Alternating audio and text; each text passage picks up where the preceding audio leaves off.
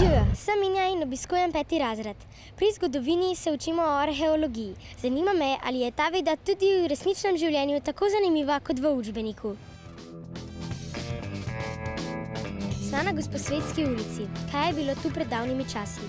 Pred davnimi časi je bilo na tem mestu pozno antično grobišče. Koliko so stari grobovi, ki ste jih tukaj našli, in kdo je pokopan v njih?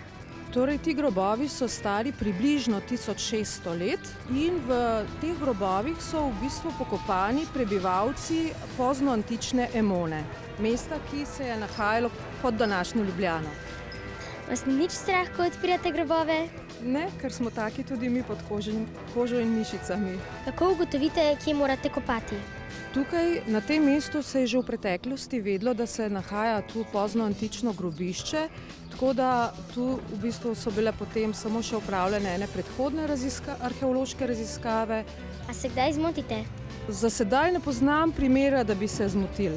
Kako dolgo traja arheološko raziskovanje? Zelo različno. Odvisno je tudi od globin, velikosti arheološkega najdišča, ki ga je treba izkopati. Lahko arheološka raziskava traja en dan, lahko pa tudi več mesecev.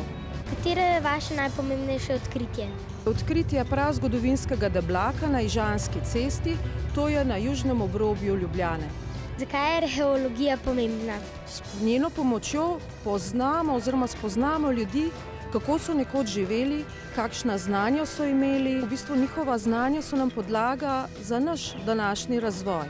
Brskanje po preteklosti je zelo zanimivo in prav vznemirljivo je, da vemo, kaj približno se je prav tukaj dogajalo pred približno 1600 leti. Adijo!